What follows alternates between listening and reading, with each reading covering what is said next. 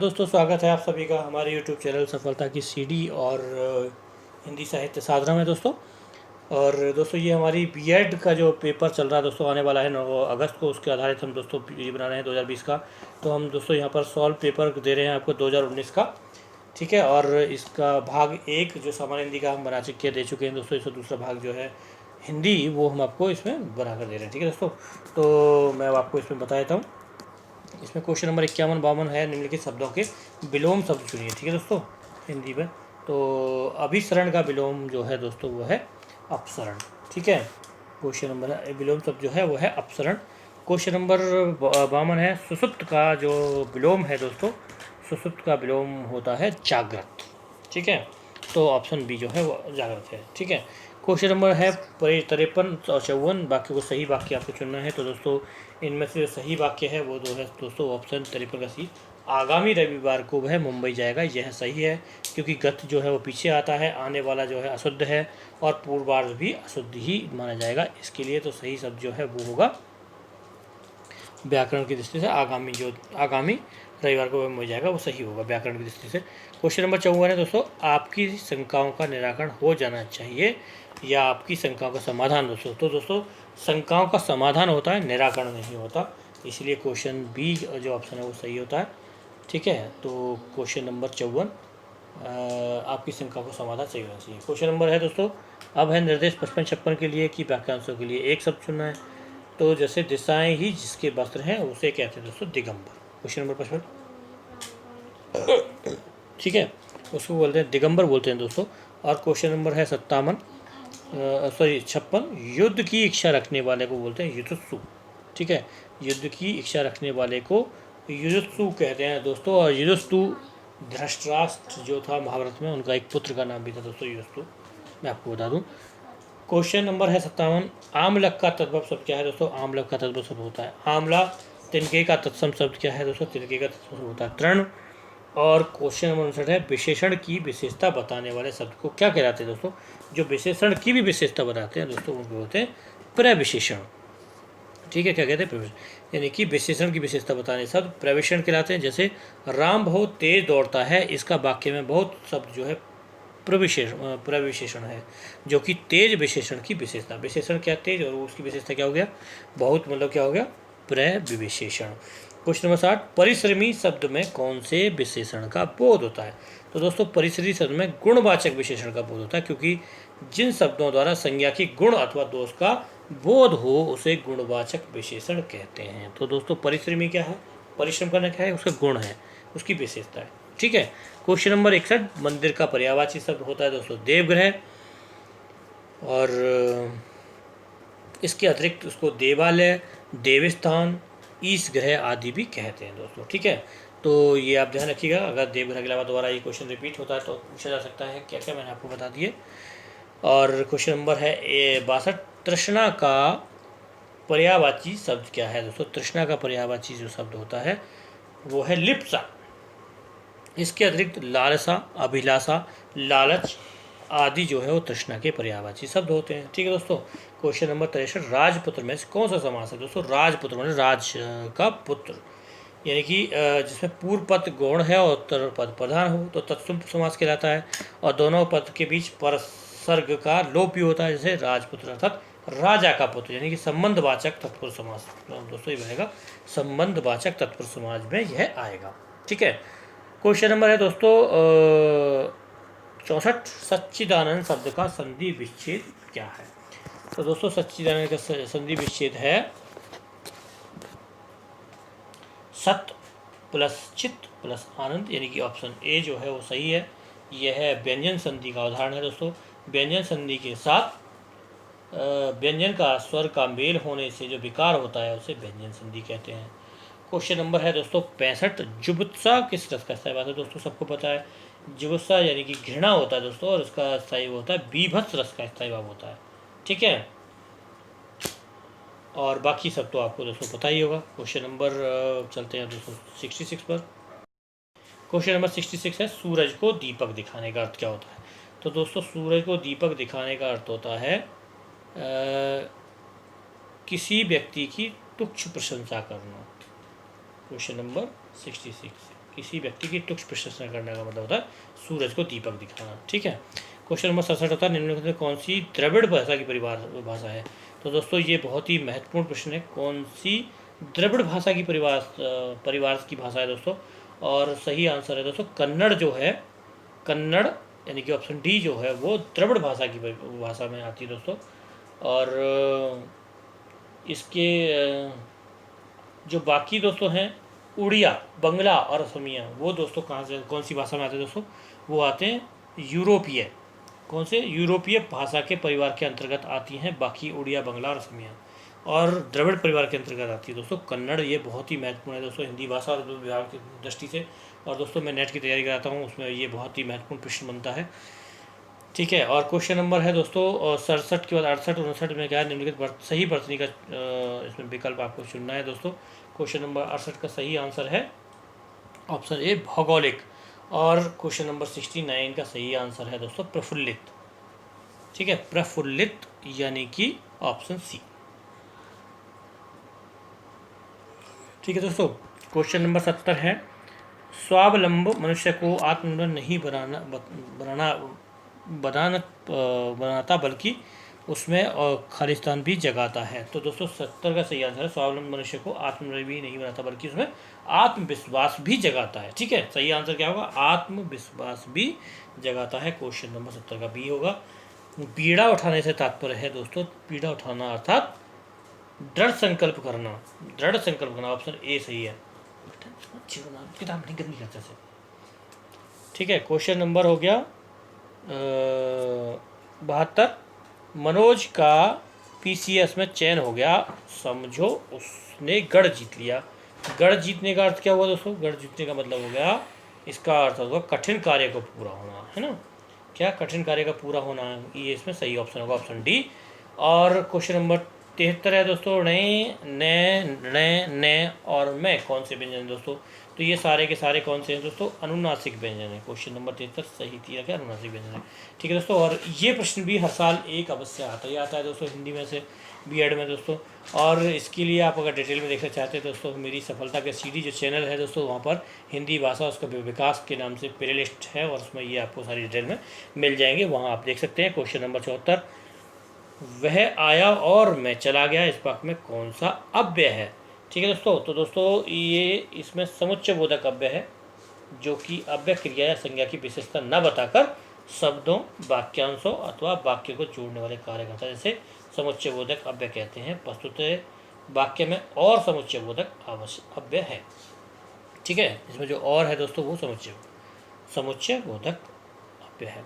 Question number है 276, निम्नलिखित वाक्यों में से अशुद्ध वाक्य को पहचानिए। दोस्तों इनमें से जो अशुद्ध वाक्य है क्वेश्चन नंबर 6 में से वो है कि मेरे ऊपर कृपा करें। दोस्तों ये अशुद्ध वाक्य है, इसके स्थान पर होता मुझ पर कृपा करें। ठीक है, मेरे ऊपर नहीं होता, मुझ पर कृपा करें, ये शुद्ध वाक्य होना चाहिए था, इसीलिए ये वाक्य गलत है। क्वेश्चन नंबर मेरे ऊपर वाले यानी क्वेश्चन नंबर 76 का बी जो है वो गलत है, सही यानी कि ऑप्शन। क्वेश्चन नंबर 77, निम्नलिखित में से मिश्र वाक्य का चयन किया। 77 का मिश्र वाक्य कौन सा दोस्तों, 77 का मिश्र है जो विद्यार्थी परिश्रमी है वह अवश्य सफल होगा। वाक्य में विद्यार्थी परिश्रमी है प्रधान उपवाक्य हुआ और अवश्य सफल होगा, इसलिए आश्रित उपवाक्य हुआ है मिश्र वाक्य, यानी कि एक तो प्रधान वाक्य, दूसरा उस पर जो आश्रित होता है दोस्तों वो, उसको बोलते हैं मिश्र। तो क्वेश्चन नंबर 77 का क्या हुआ, सी ऑप्शन सही हुआ। क्वेश्चन नंबर 78, निम्नलिखित में से कौन सा उपसर्ग रहित शब्द है। ठीक है दोस्तों, 78 का सही ऑप्शन है दोस्तों वो है सुरेश। सुरेश जो है वो उपसर्ग रहित शब्द है, और संयोग में सन उपसर्ग है, विदेश में बी है, और अत्यधिक में आति उपसर्ग है। ठीक है दोस्तों, तो मैंने आपको उपसर्ग भी बता दिए। क्वेश्चन नंबर 78 हुआ निम्नलिखित में से कौन सा, ओके अब चलते क्वेश्चन नंबर 79 पर। क्वेश्चन नंबर है दोस्तों गर्भ शून्य में कौन सा समास है। ठीक है, तो 79 का सही आंसर गर्भ शून्य में कर्ण तत्पुरुष समास है दोस्तों। कर्ण तत्पुरुष समास वहाँ होता है जहाँ कर्ण कारण चिन्ह का लोप हो जाता है। गर्भ शून्य अर्थात गर्भ से शून्य, यहाँ से कारक चिन्ह का लोप हो जाने के कारण कर्ण तत्पुरुष समास कहलाता है। ठीक है दोस्तों, बहुत ही महत्वपूर्ण गर्भ शून्य में जो है कर्ण तत्पुरुष, ध्यान रखने का तत्पुरुष समास का एक उदाहरण है। क्वेश्चन नंबर 80, सब्ज बाग दिखाना का अर्थ क्या होता है। सब्ज बाग दिखाना का अर्थ होता है लालच देकर बहकाना। जैसे सब्ज बाग दिखाकर ही रमेश ने सुरेश के 10,000 रुपये ले लिए। ठीक है, तो ये सब्ज बाग का मतलब होता है लालच देकर बहकाना। Option B. क्वेश्चन नंबर 81 है, निम्नलिखित में से कौन सा संधि विच्छेद सही है 81 का। और दोस्तों इसमें सही जो है वो है त्रिपुरारी जो है, यानी कि त्रिपुर प्लस अरि, त्रिपुरारी जो संधि विच्छेद है तो वो तो सही है। और जो अन्य है वो अधिकांश अनुदित प्राण आयाम, उसका जो है वो अलग है, जिसमें सही जो है त्रिपुरारी वो सही है।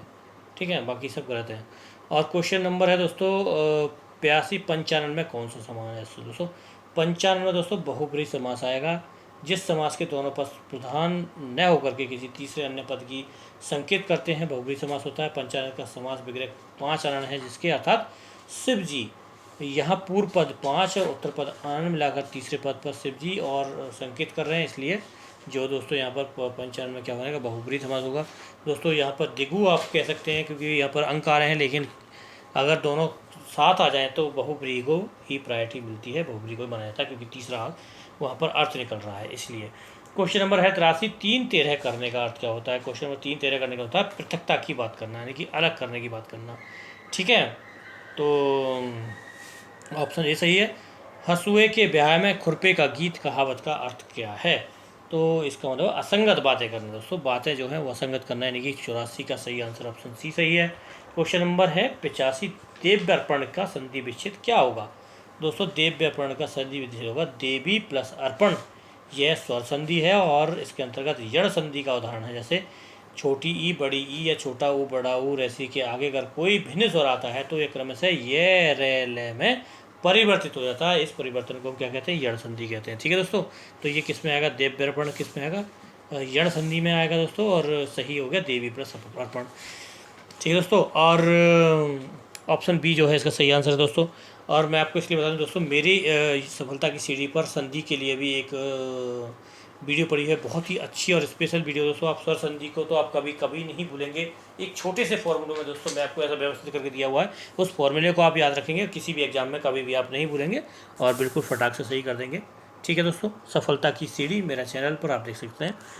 क्वेश्चन नंबर है 86 पुस्तकीय शब्द में प्रत्यय बताइए। क्वेश्चन नंबर पुस्तकीय प्रत्यय में ये जो प्रत्यय है दोस्तों वो पुस्तकीय में आता है, ई है, अर्थात बड़ी वाली, यानी कि ऑप्शन सी।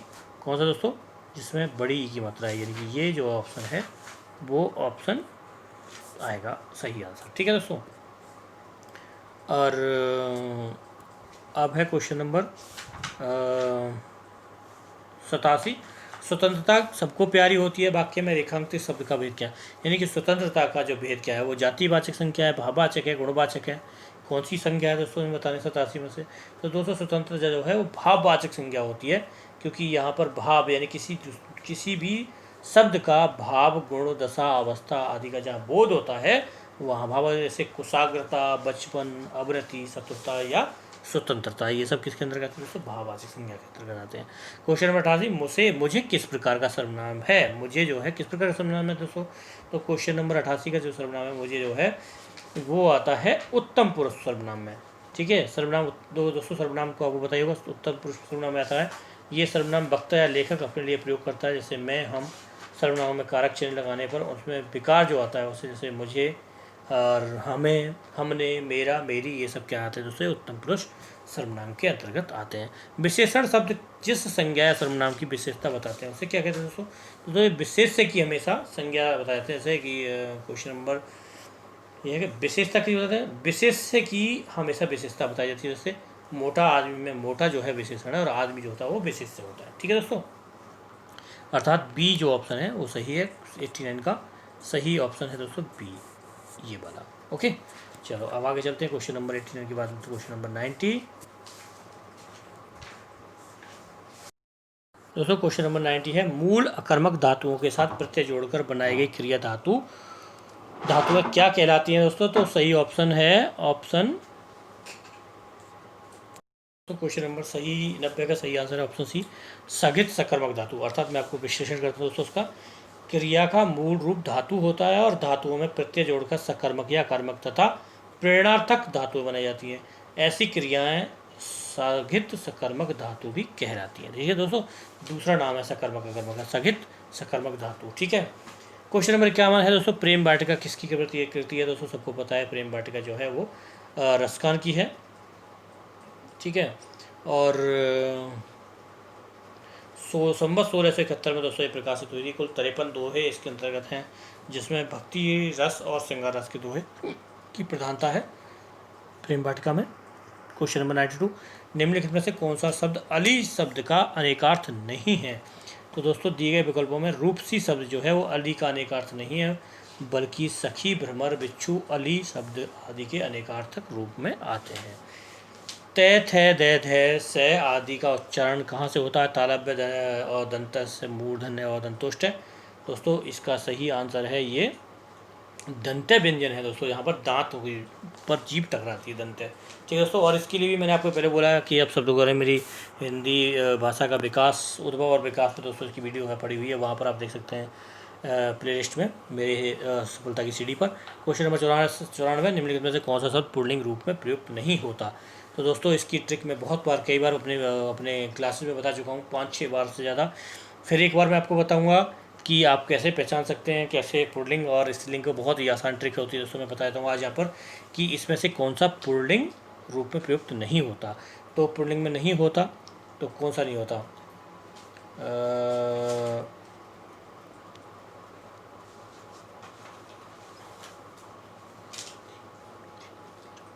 दोस्तों 94 का सही आंसर पहले मैं आपको बताता हूँ। इस नदी शब्द का जो प्रयोग है वो पुल्लिंग में नहीं होता, जबकि हाथी, दही व पानी का प्रयोग पुल्लिंग में होता है। ठीक है। तो मेरा हाथी होता है दोस्तों, इसलिए पुल्लिंग हो गया। मेरा पानी होता है, इसलिए पुल्लिंग हो गया। मेरी नदी होती है, वो स्त्रीलिंग हो गया। और मेरी दही, मेरा दही, दोस्तों ये दही जो है वो अपसेप्शन है, वो मेरा दही जो है वो लगता स्त्रीलिंग है लेकिन होता पुल्लिंग है, ये आप ध्यान रखना। ये एक्सेप्शन है, एक अपवाद है, जबकि मेरा जो ट्रिक यहीं पर काम नहीं करती, बाकी सब पर काम करती है। क्वेश्चन नंबर 95, सप्तऋषि इससे बनी संधि कौन सी है? तो दीर्घ, व्यंजन, घ और गुण कौन सी है? क्वेश्चन नंबर 95 सप्तऋषि का जो उदाहरण है दोस्तों वो गुण संधि का उदाहरण है, जहाँ पर ए और आ के आगे ई या ई आती है तो वहाँ पर उसके स्थान पर ए हो जाता है। ठीक है, तो यहाँ गुण हो जाता है। ठीक है।